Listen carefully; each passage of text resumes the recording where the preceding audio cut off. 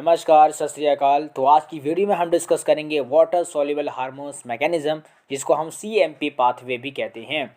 तो जैसा कि आपको पता होगा, हमारे ब्लड कैपिलरीज के अंदर जो है वो वाटर सॉल्युबल हार्मोन्स मौजूद होते हैं। और हमारी सेल्स के अंदर, हमारी बॉडी के अंदर जितने भी सेल्स होती है, कुछ तरह के सेल्स को अगर छोड़ दिया जाए, हमारी बॉडी की जितनी भी सेल्स होती हैं उनकी चारों तरफ एक मेम्ब्रेन होती है। और इस मेम्ब्रेन को हम प्लाज्मा मेम्ब्रेन कहते हैं। क्या कहते हैं हम इसको? प्लाज्मा मेम्ब्रेन कहते हैं। तो ये जो हमारा वाटर सॉल्युबल हार्मोन्स होता है वो आकर के हमारी रिसेप्टर से आकर के क्या हो जाता है? जुड़ जाता है। और ये रिसेप्टर कहाँ मौजूद होते हैं? हमारी प्लाज्मिन मेम्ब्रेन्स के ऊपर लगे होते हैं, जिसको हम वाटर सॉल्युबल हार्मोन्स रिसेप्टर भी कहते हैं। यहाँ पर लिखा भी हुआ है कि binding of hormones messenger to इस रिसेप्टर। तो हमारा जो हार्मोन्स होता है, वाटर सॉल्युबल हार्मोन्स होता है, वो हमारी रिसेप्टर से आके जुड़ जाते हैं और एज ए फर्स्ट मैसेंजर की तरह काम करता है।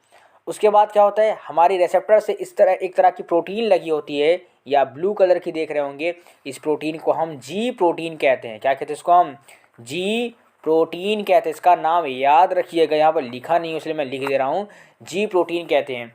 ये जी प्रोटीन जो होता है वो एक्टिवेट हो जाता है, वो एक्टिव हो जाता है। और उसके साथ एक और भी एंजाइम जुड़ा होता है जो आप ग्रीन कलर का देख रहे हैं। इसका नाम क्या हो सकता है बताइए आप?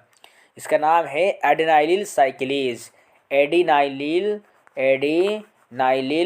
साइक्लेज एंजाइम। ये एडेनाइलिल साइक्लेज जो है वो स्टिमुलेट हो जाता है और हमारी सेल्स के अंदर कुछ तरह के ATP मौजूद होते हैं और उस ATP को AMP में बदला जाता है, यानी कि CMP में बदला जाता है। C का मतलब होता है साइक्लिक एडेनोसिन मोनोफॉस्फेट। ठीक है, ये ATP को किस में बदल देता है? CMP में।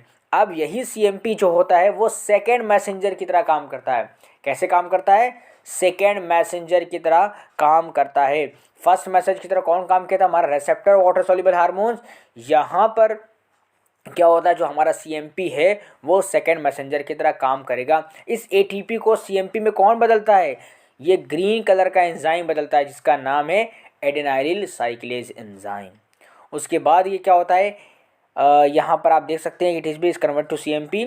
नंबर 3 पॉइंट आप यहाँ पर देख सकते हैं। यहाँ पर क्या लिखा हुआ है कि CMP serve as a second messenger to activate certain proteins. ठीक है, ये क्या करता है? कुछ तरह के प्रोटीन्स को वो एक्टिवेट कर देता है।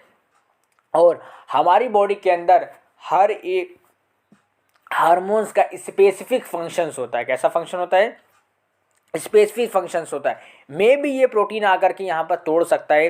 मे बी ये हार्मोन जो सेकेंड मैसेंजर की तरह काम कर रहा है, CMP जो है वो, इसका मेन फंक्शन ये भी हो सकता है कि प्रोटीन को ब्रेक डाउन भी कर सकता है, प्रोटीन का सिंथेसिस भी कर सकता है, किसी तरह की फिजियोलॉजिकल प्रोसेस को वो परफॉर्म कर सकता है। तो हर एक अलग अलग वाटर सॉल्युबल हार्मोन्स का स्पेसिफिक फंक्शंस होता है। तो यहाँ पर देखिए, यहाँ पर एकदम साफ साफ लिखा हुआ है, ये लाइन आप देखिए, द एक्टिवेट प्रोटीन्स। ठीक है, यहाँ पर क्या लिखा हुआ है? Activate proteins cause the reaction that produce the physiological perform responses. तो क्या होता है कि CMP जो होता है वो सर्व करता है एज ए सेकेंड मैसेंजर की तरह and to activate certain protein. हमारी सेल्स की कुछ तरह की प्रोटीन्स को ये एक्टिवेट कर देता है और इस प्रोटीन का कोई भी अलग इंडिविजुअल या स्पेसिफिक कह सकते हैं, पर्टिकुलर एक परफॉर्मेंस हो सकता है, एक फंक्शंस हो सकता है प्रोटीन को बनाने में, प्रोटीन को ब्रेक डाउन करने में, अलग तरह की कुछ और भी मैकेनिज्म करने में। तो इसी को हम क्या कहते हैं? वाटर सॉल्युबल हार्मोन्स मैकेनिज्म जो है वो इसी तरह से काम करता है। आप दो चीज़ का नाम ज़रूर याद रखिएगा, जी प्रोटीन और एक है आपका एडेनाइलिल साइक्लेज एंजाइम। इसका नाम आप याद रखिएगा। ये जो है ATP को CMP में कन्वर्ट कर देता है और CMP का एक्ट करता है as a second messenger hormone.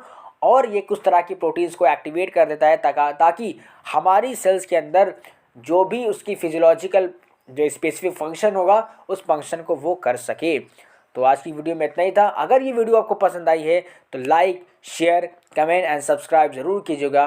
Thank you so much. Bye bye, take care.